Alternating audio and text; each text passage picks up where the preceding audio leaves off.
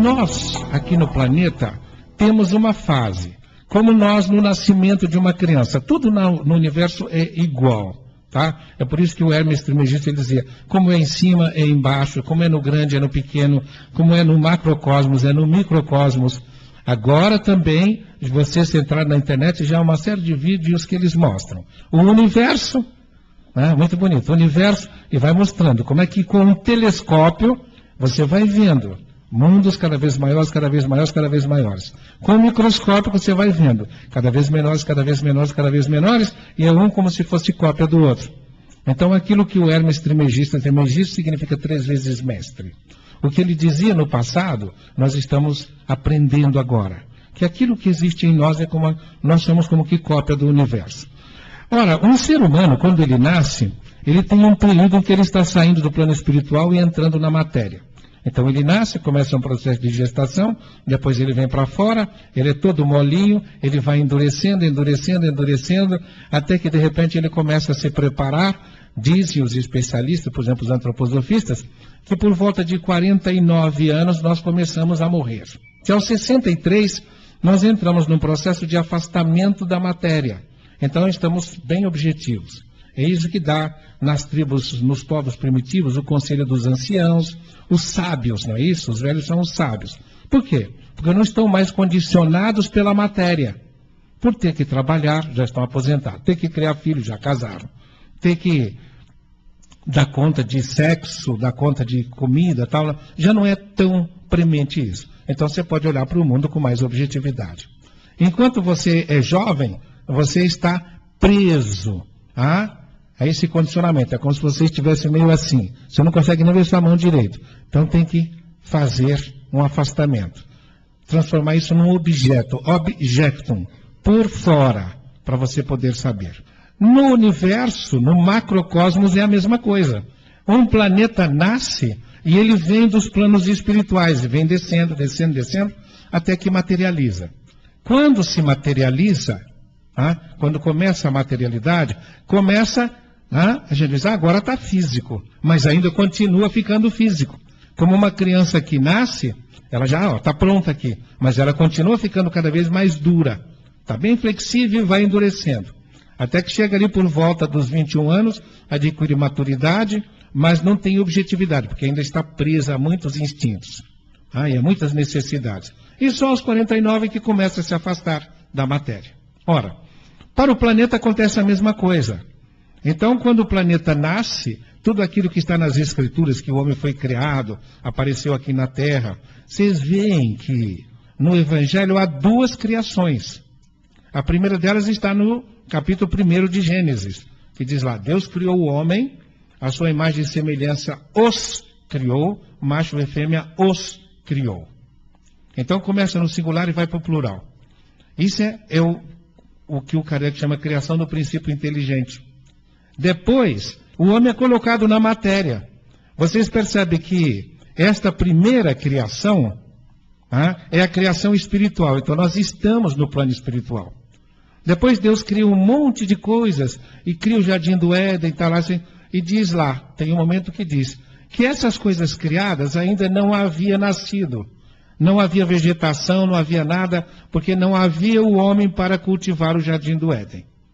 Depois o homem é feito. Aí é que começa uma existência material. E Deus cria o homem do pó da terra. É outro homem, não é aquele do primeiro capítulo da Gênesis.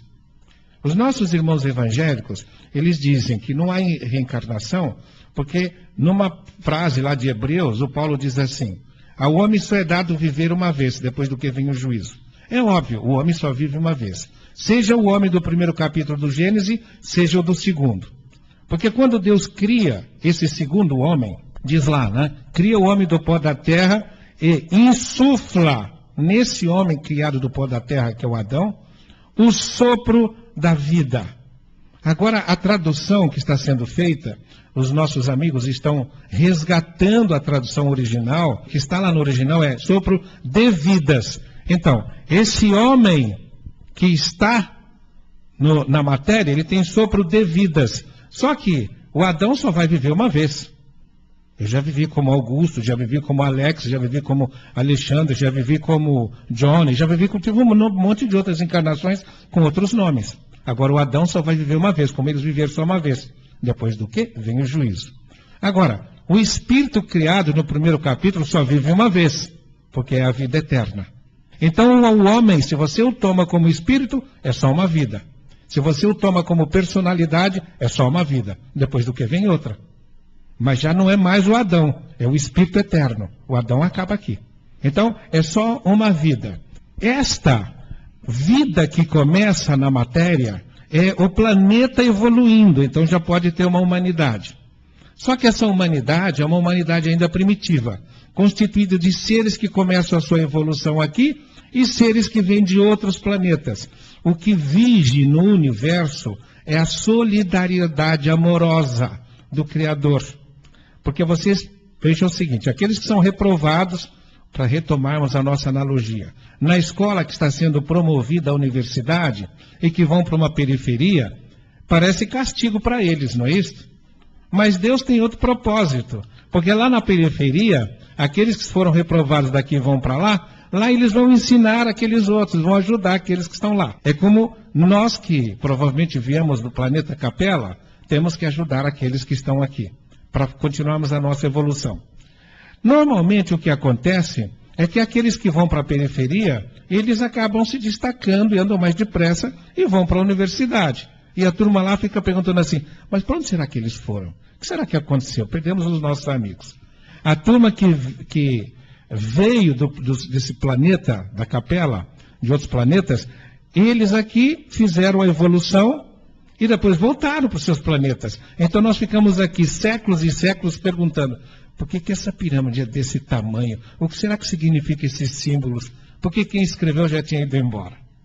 E aí o homem vai evoluindo, só que aqueles que vão embora, eles vão embora do físico. Mas acontece que essa comunicação com o plano espiritual fica constante e continua nessa evolução. Entendeu? Então chega um momento em que nós atingimos um ponto em que podemos saber aquilo que eles sabiam. E esse ponto é o que nós está acontecendo agora. À medida que nós vamos endurecendo, como que empedrando, chama-se processo de involução. É a descida para a matéria. É o endurecimento. O planeta também passa por isso. E chega um momento em que o planeta tem que mudar. E começa a evolução. Aonde isso é bem representado simbolicamente, é no anel de um médico. O anel do médico traz o quê? Não traz aquelas duas serpentezinhas assim? Aquela serpentezinha é o caduceu de Mercúrio. Mercúrio é chamado como o mensageiro dos deuses. No caduceu de Mercúrio, isso representado esotericamente são duas serpentes. Uma delas é cinza e a outra é branca. A cinza significa as duas cabeças encontrando-se em cima, não é isso? A cinza significa a involução. E dando aquelas voltas são períodos. Até os dois rabinhos das cobras estão encostadinhos embaixo. É o momento, quando chegamos, em meados do século passado, nós chegamos ao final do rabo da cobra preta. Era a involução. E começa a transição para a outra cobra, que é a branca. Então nós começamos a subir, aí não desce mais, começa a subir. Ora, enquanto nós estamos descendo, nós estamos empedrando, estamos ficando cada vez mais duros. E se vamos ficando cada vez mais duros, a nossa consciência vai se centrando cada vez mais na matéria. É por isso que a ciência, ela é eminentemente materialista, porque ela se ocupa do mundo material. E essa ciência materialista é muito interessante. Quem foi que, no final, qual das ciências acabou dominando toda a história? A física. Porque a física se ocupava exatamente daquilo que era material. Do que pode medir, do que pode pesar, do que pode ser objeto de pesquisa de laboratório. Fora disso, eles diziam, não é ciência. Psicologia não é ciência, sociologia não é ciência, porque você não pode medir, tá? Como é que você vai medir o psiquismo? Então, não é ciência. Tudo aquilo que não é suscetível de ser medido e controlado em laboratório, que tem uma certa vulnerabilidade, uma certa espontaneidade, não pode ser objeto de ciência. Mas aí a física acabou criando um problema para si mesma. Só que não era a física, era o outro lado da história, que nós não temos o controle. O outro lado da história. Então, chegou o momento de transição do rabinho da cobra, de uma cobra para outra. O que acontece? A física teve que também dar um salto. Nós começamos a passar daquilo que era extremamente material, mensurável, ponderável, para algo que não era. Então a física, que era newtoniana, teve que continuar newtoniana com tudo aquilo que o Newton trouxe, mas teve que transcender. Por quê? Porque, nossa, a matéria não é matéria, a matéria é energia. Mas a energia é feita de luz, e a luz é feita de pedaços. Como é que a gente vai fazer isso? Pedaço é quantum, dos pedaços quântica. Então entrou a vez da física quântica. E lá pelos meados, pela década de 70, por exemplo, foi quando isso começou a se tornar mais intenso. Então começou uma coisa muito interessante, porque os físicos diziam que os filósofos e os religiosos eram crédulos, místicos, porque acreditavam naquilo que não existia, que não podia medir. Em 1970, por exemplo, foi lançado um livro, parece que o Espírito do Elétron, uma coisa assim, por um físico chamado Charron, um francês, em que ele dizia que o elétron era o corpo do espírito, que o espírito existia assim, e que o corpo do espírito era o elétron. Ele faz cada especulação pior do que filósofo e religioso. Hoje nós vivemos uma época fantástica. Você não faz um seminário de psicologia, um fórum de psicologia, um congresso, sem que tenha um ou dois físicos quânticos falando.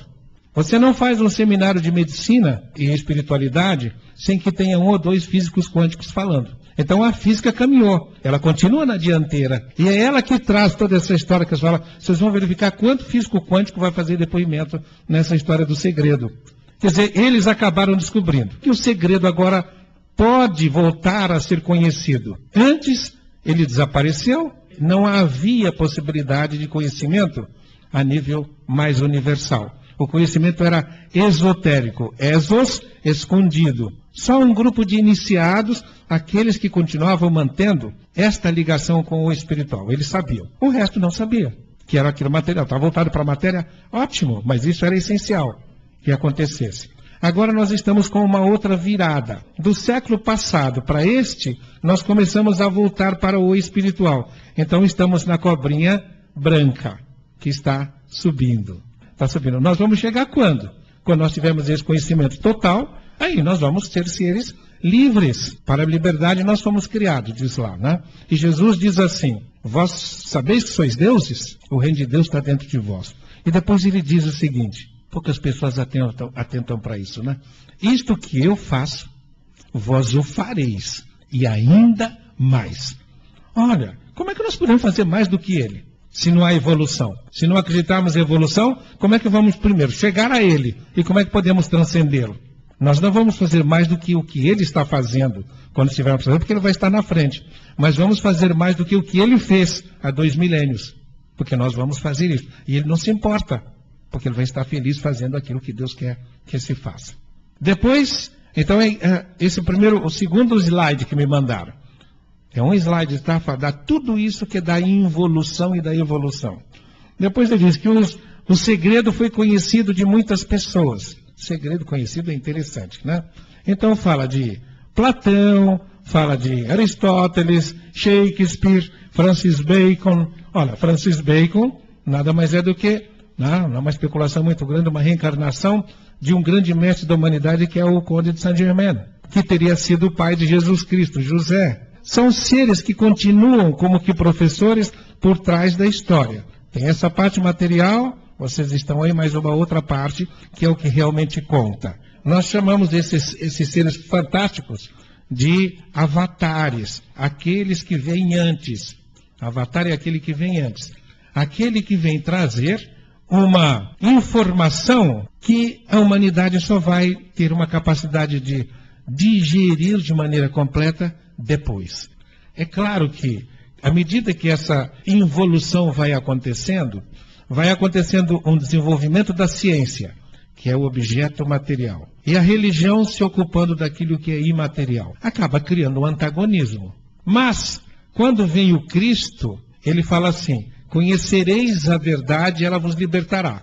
Que verdade seria essa de que o Cristo falava? E ela iria nos libertar de quê? E depois de 18 séculos aparece Kardec, Blavatsky, Leadbeater. Eles citam Kardec, Blavatsky, Leadbeater, Annie Besant, Steiner, citam um monte de pessoas que são os mestres da história. E o Kardec diz assim, quando ele escreve o Evangelho segundo o Espiritismo, no primeiro capítulo, e que diz assim, Jesus diz: eu não vim destruir a lei, ele analisa a lei.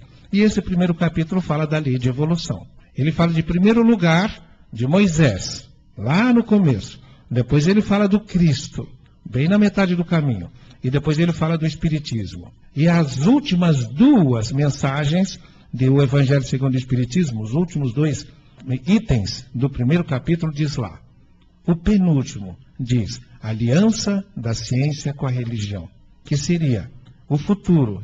Vai virar o tempo da aliança da ciência com a religião. É o que eu terminei de falar, os físicos quânticos nos simpósios de psicologia, de medicina. E o último item do primeiro capítulo é a nova era, que é o que nós estamos vivendo agora.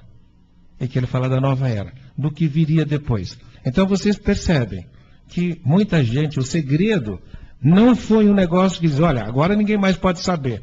Não, é que nós nos desinteressamos de saber porque ficamos grudados na matéria. Então tinha que haver esse antagonismo, né? Até que chegasse o momento da nova era, que começou lá no tempo do Charron.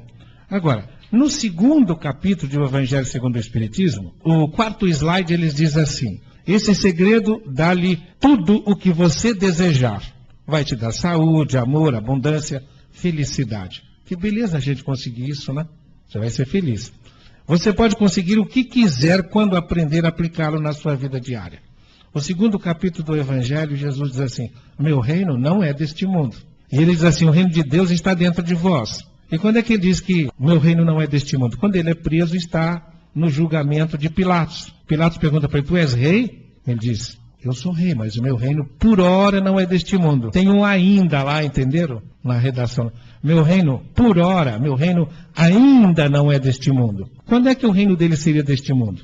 Nós estamos caminhando para o reino dele. Quando é que o reino do Cristo se instala? Quando o planeta passa de planeta de provas e expiação para planeta de regeneração. O que é um planeta de provas e expiação? É o que nós estamos vivendo, o planeta em que nós estamos. Regeneração é o que virá. Eu não sei se eu vou viver nesse planeta, provavelmente não, né? Nesta encarnação de Adão Nonato. Mas vou voltar depois, se Deus permitir, aqui. Ou se não, vou estar lá também no planeta que eles dizem de planeta Chupão. A gente vai para a periferia. Uma vez me perguntaram: o senhor iria para o planeta Chupão? Eu falei: por que não? Lá também é mundo de Deus, se ele quiser que eu vou, eu vou. É o mundo de Deus. Lá nas escolas, escolhe em qualquer lugar. Se eu puder estar aprendendo, se eu puder estar ensinando, que maravilha. Muito bem. O Cristo diz: meu reino por hora não é deste mundo. Ele fala para o Pilatos. E quando nós chegarmos ao reino do Cristo, o planeta será planeta de regeneração. Por incrível que pareça, é pouco. Um planeta de regeneração ainda é pouca coisa. Um planeta de provas e expiação é um planeta como o nosso.